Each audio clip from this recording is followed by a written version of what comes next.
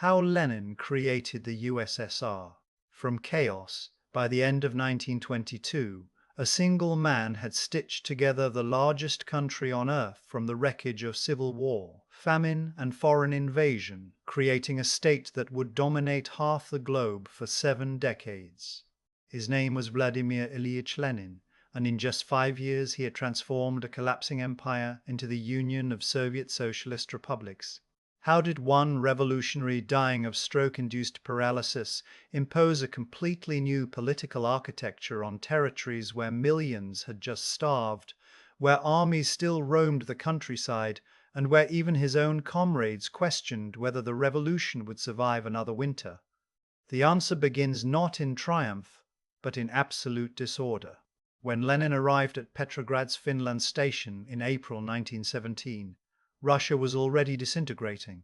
The Tsar had abdicated weeks earlier, ending 3 centuries of Romanov rule, but the provisional government that replaced him commanded respect in the capital and almost nowhere else. Soldiers deserted by the trainload, peasants seized land without waiting for legal permission, factories stood idle as workers organized committees that ignored management.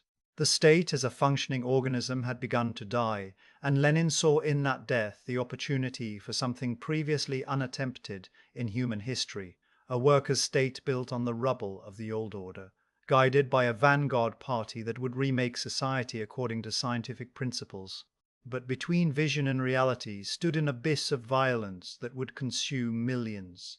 Lenin's Bolshevik faction was tiny in April, perhaps 24,000 members, scattered across the empire's vastness.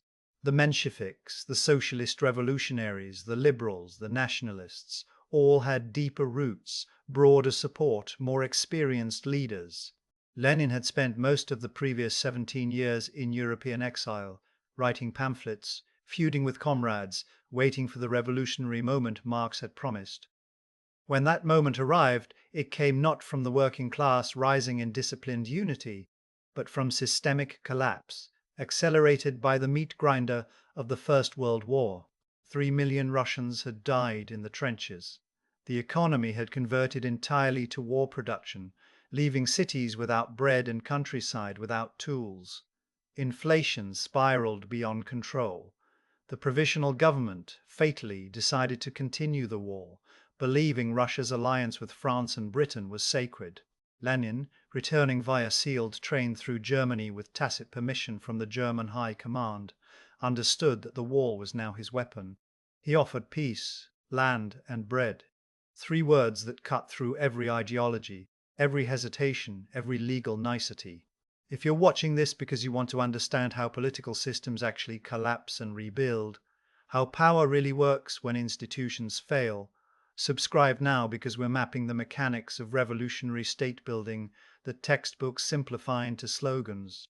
The Bolshevik seizure of power in October 1917 was almost anticlimactic, a coup disguised as an uprising. Red Guards, factory workers armed with rifles, occupied key positions in Petrograd, while most of the city slept. The Winter Palace fell with barely a shot fired. The provisional government dissolved like morning frost. Lenin, emerging from months underground, announced to the Congress of Soviets that the workers and peasants had taken power and would now offer immediate peace to all warring nations. But taking the capital was not taking the country. Russia in late 1917 was not a nation-state in any coherent sense. It was a geographic expression containing dozens of nationalities, languages, religions, and economic systems held together only by the administrative apparatus of the Tsarist bureaucracy, which had just evaporated. The real question was not whether Lenin could seize buildings in Petrograd, but whether any government could reassemble control over the largest landmass in continuous territory on the planet. The first crisis arrived within weeks. The Constituent Assembly, elected in November with universal suffrage, gave the Bolsheviks less than a quarter of the vote. The peasant-based socialist revolutionaries won handily. When the assembly convened in January 1918, Lenin dissolved it after a single day, deploying guards to lock the delegates out of the Tauride palace. Democracy, in the liberal sense, ended before it began. Lenin's justification was ideological but also grimly practical. The Soviets, the workers' and soldiers' councils that had emerged organically during the chaos, represented a higher form of democracy than bourgeois parliaments. More truthfully, the Bolsheviks would not surrender power to electoral arithmetic. This decision, more than any other, set the template for Soviet governance. The party was the revolution, and the revolution could not be voted away. It also guaranteed civil war. Across the former empire, anti-Bolshevik forces began to coalesce, backed by Tsarist officers, liberal politicians, socialist revolutionaries who felt betrayed, Cossack hosts defending traditional autonomy, and nationalist movements seeking independence. The Whites, as they came to be called, had no unified command, no shared ideology, no agreement on Russia's future borders or political system. But they had arms, experienced commanders, and soon they would have foreign support. Lenin's second crisis was the Treaty of Brest-Litov, signed in March 1918 with Imperial Germany. The terms were catastrophic. Russia surrendered Poland, the Baltic states, Ukraine, Finland, and huge swaths of territory containing a third of the empire's population, a third of its agricultural land, and most of its coal and iron. Lenin's own comrades revolted at the humiliation. Bukharin wanted revolutionary war against Germany, despite military collapse. Trotsky famously declared neither war nor peace, and walked out of negotiations, thinking Germany wouldn't invade. They did. German armies advanced hundreds of kilometers in days, meeting almost no resistance. Lenin forced the treaty through, arguing with cold logic that without peace, the Bolshevik state would not survive long enough to matter. He was trading space for time, betting that revolution would soon convulse Germany and render the treaty void. It was a staggering gamble, but Lenin's entire career was built on staggering gambles, on the willingness to accept short-term disaster for long-term possibility. The treaty bought breathing room, but it also discredited the Bolsheviks among patriots and provided propaganda gold to the Whites, who could now pose as defenders of Russian soil against German-backed traitors. Then came the Civil War in earnest, and with it the Red Terror. By summer 1918, multiple White armies advanced toward Moscow, now the Soviet capital. The Czech Legion, 40,000 disciplined soldiers stranded along the Trans-Siberian Railway, seized control of the route and allied with anti-Bolshevik forces. Admiral Kolchak declared himself supreme ruler of Russia from Omsk, commanding armies in Siberia. General Denikin led a volunteer army north from the Caucasus. Yudenich threatened Petrograd from the Baltic. Britain, France, the United States and Japan landed troops at Murmansk, Arkhangelsk, Vladivostok, and the Black Sea ports, ostensibly to secure war material, but effectively supporting the Whites' medial. The Bolshevik state controlled a shrinking core around Moscow and Petrograd, a landlocked remnant that resembled Muscovy before the imperial expansion. And even within that core support was fragmentary, dependent on requisition detachments that seized grain at gunpoint, on Kekker's secret police who hunted counter-revolutionaries real, and imagined on the Red Army cobbled together from workers, peasants, and ex-Tsarist officers kept loyal by holding their families hostage. Trotsky, appointed Commissar for War, travelled the front lines in an armoured train equipped with printing press, telegraph, and detachments of reliable soldiers. He rebuilt military discipline through a combination of revolutionary fervour and brutal pragmatism, reinstating ranks, saluting, and summary execution for desertion. The commissar system embedded political officers in every unit to watch the ex-Tsarist specialists. Trotsky himself was everywhere, cajoling, threatening, inspiring, shooting, transforming disorganized Red Guards into something resembling an army. By 1920, the Red Army numbered 5 million men, dwarfing anything the divided Whites could assemble. But numbers alone do not explain victory. The Whites controlled better territory, railways, ports, foreign aid, professional officers, so why did they lose? Geography and politics decided the war more than battles. The Whites operated from the periphery, dependent on long supply lines and foreign logistics, while the Reds controlled the interior and the rail junctions. More critically, the Whites could never articulate what they were fighting for beyond destroying Bolshevism. Monarchists wanted the Tsar's restoration, but the Tsar was dead, murdered with his family in Ekaterinburg in July 1918 on orders from local Bolsheviks who feared the approaching Whites would rescue him. Liberals wanted constitutional democracy, but had no credibility after the provisional government's failures. Nationalists wanted independence, but the white generals insisted on Russia one and indivisible, alienating Ukrainians, Poles, Finns, and Balts. The Reds, by contrast, offered a clear, if ruthless, program: land to the peasants, power to the Soviets, and merciless suppression of the old ruling classes. When peasants faced the choice between Bolsheviks, who had destroyed the landlords, and Whites, whose officers were landlords' sons, the decision, however reluctant, was obvious. The Civil War cost between 7 and 12 million lives, most from disease, starvation, and exposure, rather than combat. Typhus alone killed 3 million.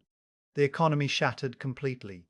Industrial production in 1920 stood at 13% of 1913 levels. Coal output collapsed, factories closed, railways barely functioned. The cities emptied as workers fled to the countryside seeking food. Petrograd's population fell from 2.5 million to 700,000. Moscow's population halved. The government resorted to war communism, a system of total requisition and central allocation that banned private trade and seized grain from peasants to feed the Red Army and the cities. It was not an ideological choice, but a survival mechanism, economic martial law implemented, because money had lost meaning and markets had ceased to function. Lenin later admitted war communism was forced on them by war and ruin, not chosen from theory, but at the time it was justified as the leap into pure communism, the abolition of commodity production itself. The policy kept the Red Army fed, but drove peasants to desperate resistance. By 1921, the Civil War was won, but the country was dying. The Kronstadt Rebellion erupted in March. Sailors at the island fortress outside Petrograd, once the revolution's most militant supporters, demanding free elections to the Soviets, freedom of speech for leftist parties, and an end to grain requisitions. They called it the Third Revolution. Against Bolshevik dictatorship, Lenin and Trotsky ordered the Red Army across the ice. Thousands died in the assault and subsequent executions. Kronstadt's suppression revealed the revolution's inner logic. The party could not tolerate organized opposition, even from workers and sailors, even from the left, because any crack in unity threatened the entire structure. Simultaneously, peasant uprisings spread across Ukraine, the Volga region, and Siberia. The Tambov Rebellion involved tens of thousands of peasants fighting a guerrilla war against requisition brigades. The Red Army deployed poison gas and mass deportations to crush it. Lenin faced the stark reality that war communism had brought the revolution to the brink of overthrow, not by whites, but by the peasantry, whose support was supposedly the revolution's foundation. The new economic policy, announced in March 1981, was Lenin's most dramatic reversal. The state retained control of heavy industry, banking, and foreign trade, but peasants could sell surplus grain on the open market. Private trade resumed. Small businesses reopened. It was a strategic retreat, Lenin called it, state capitalism and the proletarian dictatorship, a temporary compromise with economic reality to rebuild productive forces before resuming the march to socialism. Ideologically, it was agonizing for true believers who had endured civil war expecting the leap to full communism. Practically, it was salvation. Harvests improved, famine receded, markets reappeared. The economy began growing again from its catastrophically low base. Lenin had proven willing to abandon doctrinal purity to preserve Bolshevik power, demonstrating the flexibility that distinguishes successful revolutionaries from martyrs. But the state Lenin had built by 1921 was not the workers' democracy of Marxist theory. It was a one-party dictatorship employing terror as routine governance, controlling all media, suppressing all opposition parties including socialist ones, and concentrating power in the party's central committee and increasingly in the Politburo, a small executive corps. The Soviets themselves, the workers' councils that gave the state its name, had become transmission belts for party decisions, not authentic democratic organs. The Cheka, reorganized as the GPU, operated an expanding network of labor camps, the beginnings of the Gulag system. Political prisoners numbered in the tens of thousands. Censorship was absolute. The revolution had not abolished the state. It had created a new state apparatus more penetrating than the Tsarist one, capable of reaching into every factory, village, and apartment. Yet the state remained fragile, a Russian core surrounded by territories with ambiguous loyalty. Ukraine had declared independence, been conquered by Germany, fallen into civil war, been fought over by Reds, Whites, nationalists, and anarchists, and only precariously rejoined Soviet control. The Caucasus nations of Georgia, Armenia, and Azerbaijan had briefly enjoyed independence before Red Army invasions returned them to the fold. Central Asia simmered with Basmati resistance, Muslim guerrillas fighting Soviet power. The Baltic states and Poland had achieved independence, slicing away the western borderlands. Finland was gone. Even within the Soviet-controlled areas, national consciousness was rising. Ukrainians, Belarusians, Uzbeks, Kazakhs, Georgians, and dozens of other nationalities had no desire to be governed from Moscow as inferior subjects. Lenin grasped that the old Russian imperial model was politically obsolete. Nationalism, that explosive force the Bolsheviks had underestimated, could not be suppressed by Red Army bayonets alone. It had to be managed, channeled, given symbolic recognition while real power remained centralized. The Union of Soviet Socialist Republics, formally established on December 30th, 1922, was Lenin's solution to the nationalities problem. It was a federated structure, a union of nominally sovereign republics, each representing a major nationality, the Russian SFSR, Ukraine, Belarus, and the Transcaucasian Federation, combining Georgia, Armenia, and Azerbaijan. Later, others would join. Each republic had its own government, its own institutions, its own cultural expression in native languages. National elites were promoted. Local languages became official. Schools taught in Ukrainian, Georgian, Uzbek. It was, on paper, the opposite of Russification. Lenin called it the right of nations to self-determination, even including the formal right to secede from the Union, a right that existed in constitutional text but was politically impossible because the Communist Party, structured as a centralized hierarchy, controlled all the republics simultaneously. The federal system was a shell. The party was the skeleton that held it rigid. Stalin, the Commissar for Nationalities and increasingly powerful General Secretary of the party, had initially proposed autonomization, simply incorporating the republics into Russia as autonomous regions. Lenin rejected this as Great Russian chauvinism, insisting on formal equality among republics to attract and pacify non-Russian nations. The dispute between Lenin and Stalin in late 1922 over the Georgian question became a microcosm of deeper tensions. Stalin and his allies in the Caucasus had crushed Georgian Menshevik independence and imposed harsh centralization. Georgian Bolsheviks complained to Lenin. Lenin, now confined to his estate at Gorky after his second stroke, paralyzed on his right side and able to work only a few minutes daily, dictated furious notes condemning Stalin's methods as brutal and counterproductive. He prepared a political bombshell demanding Stalin's removal as General Secretary, calling him too rude, too disloyal, too dangerous to hold such concentrated power. But Lenin's third stroke in March 1923 robbed him of speech. He lingered, mute and helpless, until January 1924, dying at age 53 without delivering the blow against Stalin that might have altered history. The USSR that Lenin left behind was a paradox wrapped in contradictions. It was a state built by a party that preached the withering away of the state, a dictatorship of the proletariat in a country where the proletariat was a small minority, a union of republics bound by a centralized party that permitted no organized dissent, a federation with a theoretical right to secession that would be treason to attempt. It was also a functioning state where none had existed 5 years earlier. The Red Army had won the Civil War. The borders, though smaller than the empires, were secured. The economy, though devastated, was growing. The party controlled the cities, the railways, the army, the police, the press, and the levers of administration.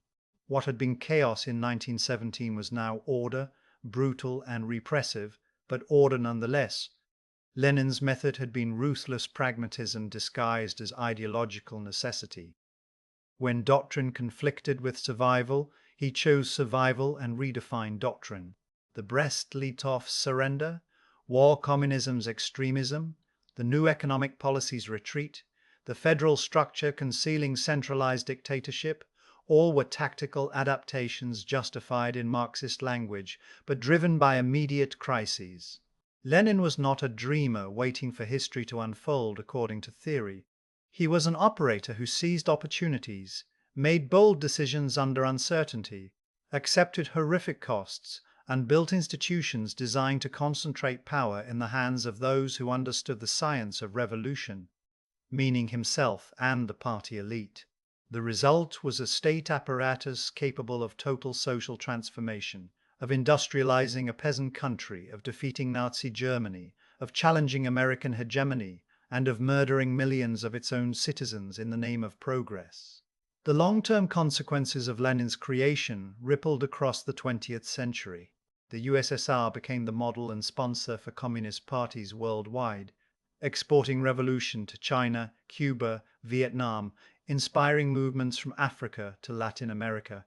The Cold War, the division of Europe, the nuclear arms race, the space race, decolonization struggles, all traced back to the Soviet state's existence and its claim to represent an alternative modernity, scientific socialism rather than liberal capitalism. Within the USSR, the federal structure Lenin insisted upon became a time bomb. By granting republics territorial definition, official languages, native elites, and constitutional secession rights, even purely symbolic ones, Lenin planted the seeds of the USSR's eventual dissolution.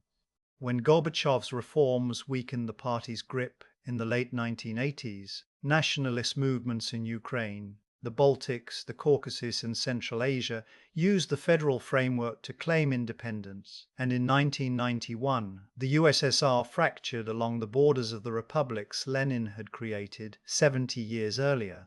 History records Lenin as the founder of Soviet communism, but his specific contribution was not ideological innovation, but state construction under impossible conditions. Marx provided the theory, but Marx never explained how to build a workers' state in a peasant country devastated by war and civil war, surrounded by hostile powers, without material abundance or democratic consensus.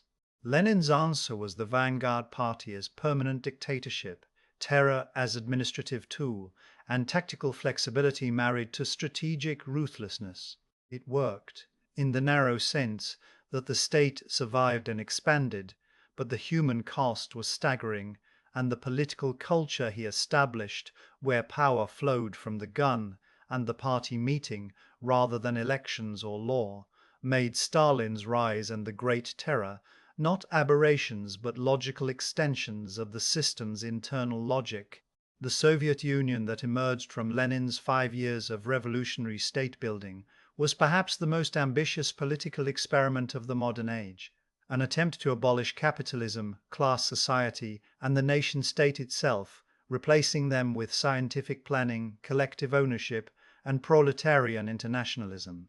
That it failed, collapsing in 1991 after 7 decades, does not erase the fact that for most of the 20th century 1/6 of the Earth's land surface was organized according to principles. Lenin operationalized between 1917 and 1922. He took the chaos of imperial collapse, civil war, foreign invasion, and economic disintegration and forged from it a superpower. The tools he used, Violence and discipline, an unshakable conviction that history was on his side, were neither unique nor admirable, but their effectiveness in constructing a durable state from revolutionary upheaval remains a case study in how political will, organizational ruthlessness, and ideological clarity can overcome seemingly insurmountable material obstacles. Whether that achievement justified the oceans of blood spilled in its name is a question each generation must answer for itself. But the mechanics of how it was done, how one man and one party created the USSR from chaos, reveal uncomfortable truths about power, survival, and the price of remaking the world.